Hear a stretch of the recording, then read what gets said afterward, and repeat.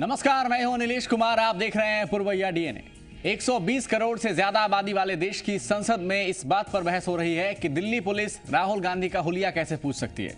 इसी देश में हर साल 20 लाख से ज्यादा युवा ग्रेजुएशन पास कर रोजगार की तलाश में भटक रहे होते हैं, जिनकी एक मंजिल वो दिल्ली भी है जहां राहुल गांधी साहब रहते हैं। उनके विषय फिलहाल वेटिंग में है। हो सकता है कांग्रेस को लगता हो कि इस पर चर्चा की जरूरत नहीं, वैसे भी बेरोजगारों का हुलिया किसी भी जगह एक ही जैसा दिखता है। और देखिए, इन सब के बीच बिहार कांग्रेस के नेता दिल्ली में है ताकि आला कमान कोई रास्ता निकाले कि भाई बिहार में कांग्रेस मजबूत कैसे हो। तो तमाम कांग्रेसियों को भी बता दें आज कि अपने मुद्दे आप बाद में उठाएं। फिलहाल हुलिया का मामला ही कांग्रेस के लिए देश में सबसे महत्वपूर्ण मामला है। तो जिस देश में रिपोर्ट्स ये कहती हैं कि आने वाले समय में रुपया कमजोर हो सकता है, रुपए की वैल्यू कम होगी, आने वाले दिनों में महंगाई बढ़ सकती है, वहां देश में विपक्ष के सामने सवाल यह है, और सवाल इस बात को लेकर है कि क्या राहुल गांधी की वैल्यू कम करने की कोशिश की गई। गुलाम नबी आजाद साहब इतने बड़े नेता हैं, ये बोलते दिखे कि जूते का साइज पूछना सांसद की निजता का मामला है। गुलाम नबी आजाद साहब कभी इस बात पर नहीं बोलते कि सांसद का संसद से गायब रहना भी क्या सांसद की निजता का ही मामला है। ये लोकसभा का नजारा दिखा रहे थे। अब जरा राज्यसभा पे आइए। बिहार में जिस पार्टी की सरकार है उसके राष्ट्रीय अध्यक्ष राज्यसभा की शोभा बढ़ा रहे हैं। आजकल चर्चा में बिहार के किसानों की धान खरीद को लेकर नहीं है, बल्कि दक्षिण भारतीय महिलाओं के सौंदर्य चित्रण में लगे हुए हैं। शरद यादव से आग्रह है कि सर, जब भी दक्षिण भारतीय महिलाओं की सौंदर्य उपासना से आपको फुर्सत मिले, जब भी मिले, मतलब कोई अर्जेंट नहीं है हमारे पास, तो थोड़ा बिहार की महिलाओं के स्वास्थ्य पर भी आप ध्यान दें। पता चला है कि बिहार में 15 से 49 साल की 65% महिलाएं कुपोषण का शिकार हैं। तो आदरणीय शरद जी, स्वास्थ्य अच्छा होगा तो सौंदर्य भी बरकरार रहेगा। बाकी विश्लेषण में तो आप वैसे भी माहिर हैं। तो दोनों सदनों में इस बेहद गंभीर चर्चा पर देश के नेता तरक्की के उपाय ढूंढ रहे हैं। हम कुछ हल्की फुल्की बातों का डीएनए करेंगे।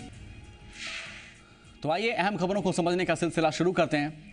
आजादी के बाद बिहार में लगभग 40 सालों तक एक छत्र राज करने वाली पार्टी कांग्रेस पिछले 25 सालों से सत्ता से बाहर है। संगठन लगातार कमजोर हो रहा है। विधानसभा में पार्टी की सीटों की संख्या 3 अंकों से सिमटकर 1 अंक तक पहुंच गई। इसके बाद भी देखिए, अपने हाथ को मजबूत करने के बजाय कांग्रेसी आपस में उलझे हुए हैं। दिल्ली दरबार से अब गुहार लगाई जा रही है कि प्रदेश की समस्या का समाधान कैसे हो। और रिपोर्ट देखिए, उसके बाद चर्चा करेंगे।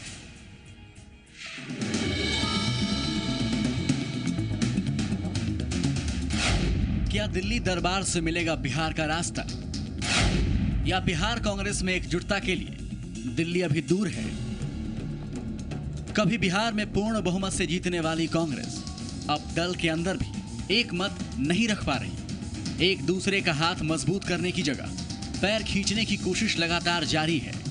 प्रदेश के नेता आला कमान से मिलने पहुंच चुके हैं। तो सवाल यह है कि बिहार के लिए आला कमान करेगा क्या?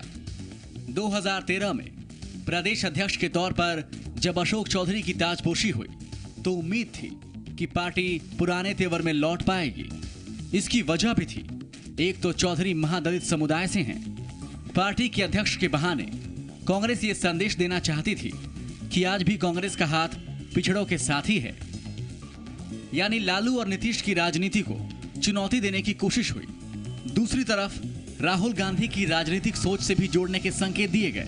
यानी कांग्रेस का नेतृत्व एक युवा के हाथ में। पर दिक्कत यह है कि कांग्रेस किसी भी दौर में आंतरिक कलह से उबर नहीं पाई। इसका नजारा कुछ दिन पहले भी दिखा था। हम लोग का पर्पस है कि पार्टी कार्यकर्ताओं की जो भावना है उसे आला कमान तक पहुंचाएं। कांग्रेस की हालत यह है कि सदानंद सिंह जैसे नेता अपनी नाराजगी जता चुके हैं। उनके विरोध को युवाओं को तरजीह देने का तर्क देकर खारिज कर दिया गया। तो पार्टी प्रभारी का विरोध भी शुरू हो गया। यानी समस्या एक स्तर पर नहीं, बल्कि परेशानी की कई परतें हैं। तो सवाल यह है कि समाधान की दिशा में पहली पहल क्या हो। 1980 से लेकर 1990 तक कांग्रेस लगातार 2 बार पूर्ण बहुमत से जीत कर आए। पर हकीकत यह भी है कि इस दौरान 6 मुख्यमंत्री भी बदल दिए गए। यानी नेताओं के टकराव से कांग्रेस कभी उबर ही नहीं पाई। और नतीजा यह हुआ कि 25 साल से पार्टी बिहार में सत्ता से बाहर है। बिहार के राजनीतिक इतिहास को देखें तो लालू के साथ जाने के मसले पर भी कांग्रेस बटी दिखी। और अब पार्टी का बंटाधार होने पर भी पार्टी बटी हुई ही दिख रही है। हकीकत यह है कि हर दौर में आला कमान का फरमान ही बिहार में लागू हुआ।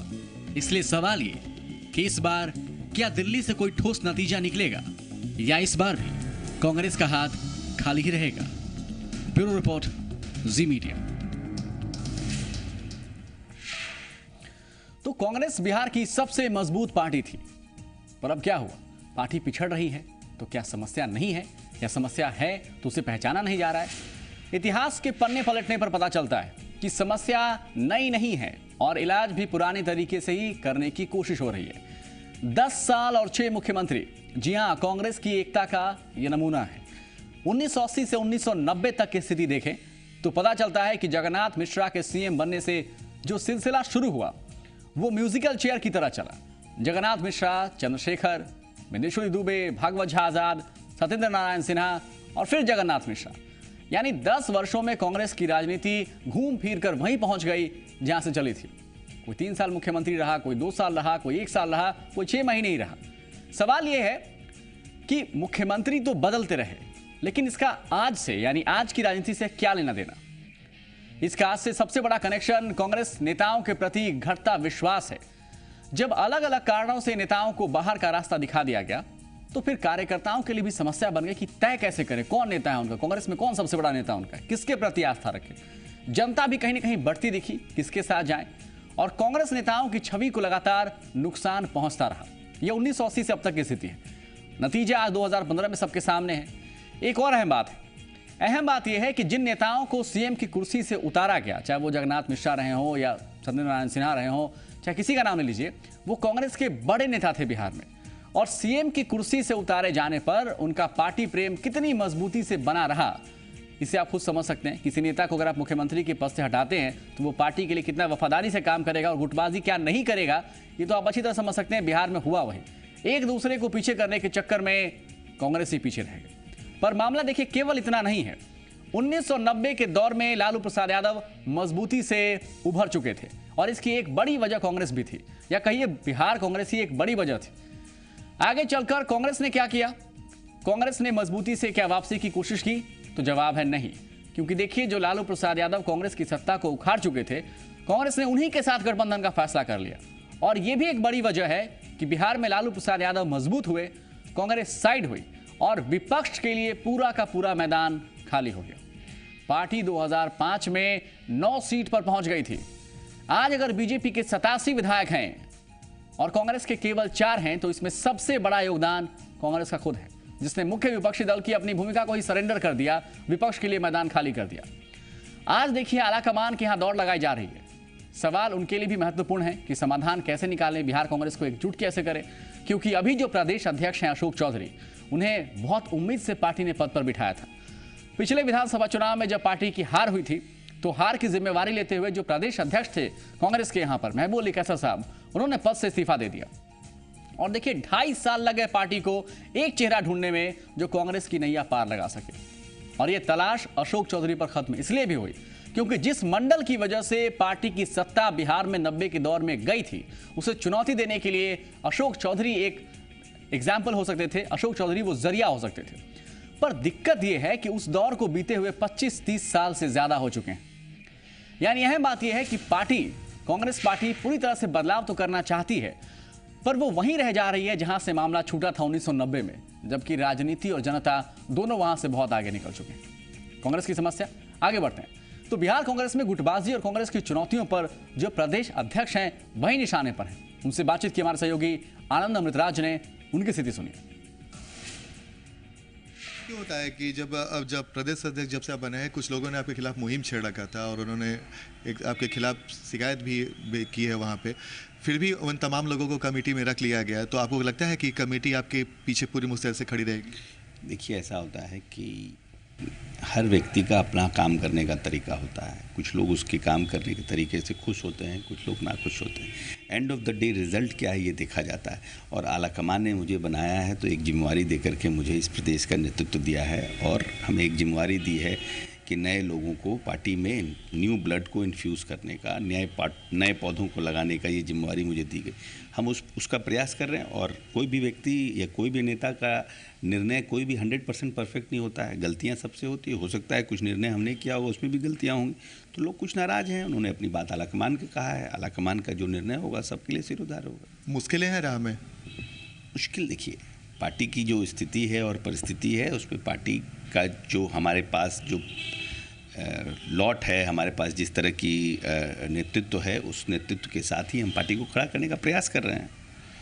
चलिए, तो ये थे हमारे साथ प्रदेश कांग्रेस अध्यक्ष अशोक चौधरी, जो इस बात को लेकर बेहद आशान्वित है कि वो जिस मुहिम पे निकले हैं वो मुहिम सफल होगी, और जो नाराज लोग हैं उनकी नाराजगी पर खुलकर नहीं बोलते। लेकिन जाहिर सी बात है, बिहार प्रदेश कांग्रेस के आगे बहुत बड़ी चुनौती है बिहार में फिर से कांग्रेस को मजबूत करना। कैमरा में जितेंद्र झा के साथ आनंद मित्तल, जी मीडिया, पटना। फिलहाल एक छोटा सा विराम, हाजिर होना है।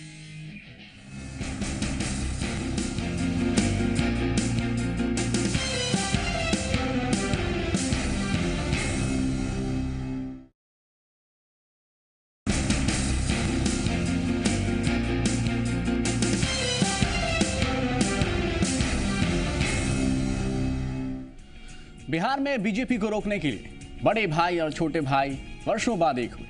पार्टी के विलय की बात भी चल रही है, लेकिन इसके बाद भी दोनों अलग अलग बीजेपी का विरोध कर रहे हैं। सवाल है कि मंजिल अगर एक है तो क्या राजनीतिक दायरा ही एक दूसरे के खिलाफ भी हो सकता है? रिपोर्ट दिखा रहे हैं।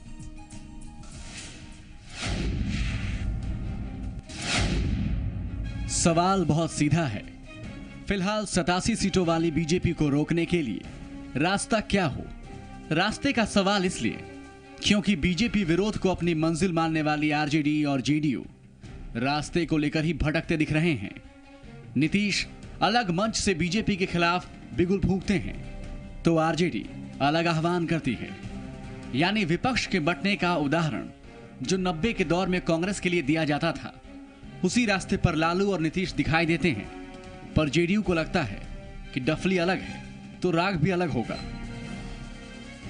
अरे तो दोनों पार्टी अलग अलग है। अभी जनता दल और राष्ट्रीय जनता दल का मर्जर अभी हुआ नहीं है, चाहे विलय का प्रक्रिया में चल रहा है, तो अभी कैसे एक साथ कार्यक्रम होगा? कंबाइंड कार्यक्रम तो हो नहीं रहा है। और विधानसभा में हम लोगों के साथ उनका कंबाइंड, चाहे उनका समर्थन है। विधानसभा की अलग बात है, पार्टी की तो अलग बात होती है। महागठबंधन की चर्चा इसलिए भी अहम है क्योंकि राजनीतिक प्रयोग करने वाली बीजेपी को प्रयोग के माध्यम से ही नीतीश घेरना चाहते हैं। क्योंकि भारत के किसी दूसरे राज्य में बीजेपी को रोकने के लिए सशक्त महागठबंधन की दीवार नहीं दिखती। पर दिक्कत यह है कि नीतीश राष्ट्रीय स्तर पर भी बीजेपी के खिलाफ संदेश देना चाहते हैं और बिहार में भी अपनी पकड़ बनाए रखना चाहते हैं। तो क्या यह मान लिया जाए कि राजनीतिक तौर पर नीतीश का दायरा लालू से अलग है और इसी वजह से मामला अटक रहा है? देखिए, अभी तो वास्तविक तौर पर दोनों पार्टी अलग अलग है, इससे इनकार नहीं किया जा सकता। और हम लोग चाहते हैं, हमारी पार्टी भी चाहती है कि आने वाले चुनाव में तक दोनों पार्टी का विलय हो। दोनों पार्टी का नहीं बल्कि महागठबंधन का जो जनता परिवार पूरे देश में है, सबका विलय हो। तो उसमें जब तक कि सबकी राय नहीं हो जाती है, तब तक हमारी पार्टी अकेले विलय के बारे में निर्णय नहीं ले सकती है। इधर बीजेपी को लगता है कि आरजेडी और जेडीयू के विलय से उसे बैठे बिठाए मुद्दा मिल जाएगा, इसलिए पार्टी चुनौती देने से भी पीछे नहीं हट रही। कि ये एक नहीं है, ये भाजपा के खिलाफ एक है, आपस में एक नहीं है। और मैं आपको आज दावे के साथ कह रहा हूं कि जिस तरह झारखंड में सरकार के भाग थे, वहां समझौता नहीं हुआ, उसी तरह बिहार में इनका किसी भी सूरत पर समझौता होने वाला नहीं है। आरजेडी और जेडीयू के लिए वक्त बहुत कम है। सवाल ये है कि क्या ये कारवां मंजिल तक पहुंचेगा या मंजिल भी बदल जाएगी? आनंद अमृतराज के साथ ब्यूरो रिपोर्ट, जी मीडिया।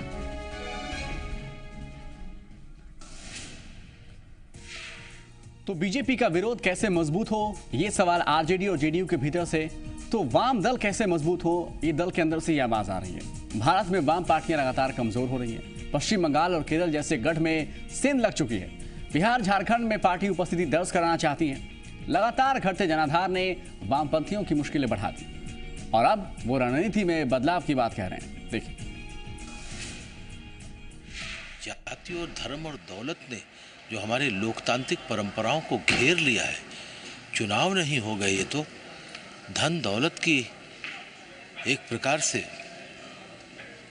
होड़ हो गई है कि मतदाताओं को और मत को कैसे बदला जाए, लोगों के मन और दिमाग को कैसे बदला जाए, इसका नया नया तड़का लगाया जा रहा हो, तो निश्चित रूप से हम पुराने वामपंथ, पुराने परंपरागत तरीकों से सिर्फ संघर्ष के आधार पर ही आगे नहीं बढ़ सकता।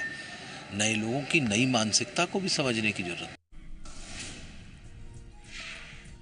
आइए अब हम टटोलने की कोशिश करते हैं कि आखिर क्यों भारत में वामपंथी कमजोर हो गए। वामपंथ की मूल अवधारणा पूंजीवादी अर्थव्यवस्था के विरोध की रही है। ये धारणा आम रही है कि पूंजीवाद के कमजोर होने पर वामपंथी पार्टियों का वर्चस्व बढ़ेगा, लेकिन दुनिया के किसी भी देश में ये दिखाई नहीं दिया। इसके पीछे की मुख्य वजह चिंतन और राजनीति में फर्क है। देखिए, भारत में वाम पार्टियों ने मनमोहन सरकार को समर्थन दे दिया, कई नीतिगत फैसलों में हामी भरी। ये बड़ा अंतर्विरोध है कि वामपंथियों ने उस कांग्रेस को समर्थन दे दिया जो अब तक अमेरिका के प्रति कहीं न कहीं नरम रही। आइए अब देखते हैं किस तरह से भारत में वामपंथ का पतन भी हुआ, और इसके लिए ज्यादा पीछे इतिहास टटोलने की जरूरत नहीं। 2009 में संसद के भीतर वामपंथ की ऐतिहासिक गिरावट दर्ज हुई। समूचे लेफ्ट फ्रंट को मात्र 24 सीटें मिली। दूसरा बड़ा और ज्यादा बड़ा धक्का कहिए पश्चिम बंगाल में 2011 में लगा, जब ममता बनर्जी ने वाम किले को ही तहस नहस कर दिया। इसके पीछे का कारण बताया जाता है कि पश्चिम बंगाल में लेफ्ट फ्रंट ने दोहरी नीति अपनाई। देखिए, पहले वाम दल कॉर्पोरेट केंद्रित औद्योगिकीकरण की नीति पर चले, फिर इसी नीति के बल पर वर्षों राज भी किया, लेकिन बाद में पश्चिम बंगाल में ही सिंगूर और नंदीग्राम जैसे मामले भी हुए। इसका परिणाम ये हुआ कि पार्टी की पैठ ही जनता के बीच से खत्म हो गई। दूसरी बात, वाम सरकार में भ्रष्टाचार, लाल फीताशाही और अफसरशाही हावी होने लगे।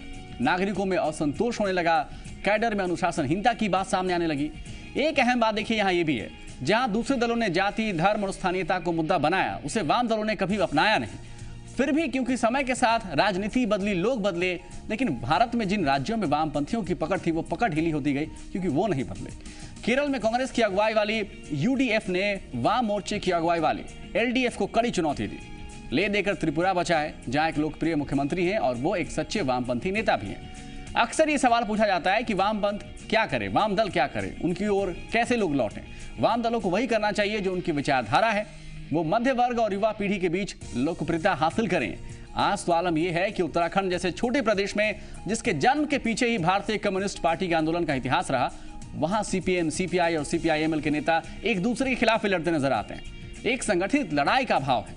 हालांकि वामपंथी विचार अब ये कह रहे हैं कि वो एक होंगे और आगे एकता बनाने की कोशिश भी करेंगे। क्या ये संभव हो पाएगा, ये तो आगे देखना है कि सीपीआईएम, सीपीआई और तमाम वामपंथी पार्टियों को एकजुट करके विकल्प वामपंथियों का नीति पेश करना जरूरी हो चुका है। बिल्कुल, अब देखना है कि विचार में बदलाव और एकता बनाए रखने की दिशा में लेफ्ट पार्टीज कैसे काम करती हैं, नया क्या नारा लेकर आती हैं। एक छोटा सा विराम, लौट रहे हैं।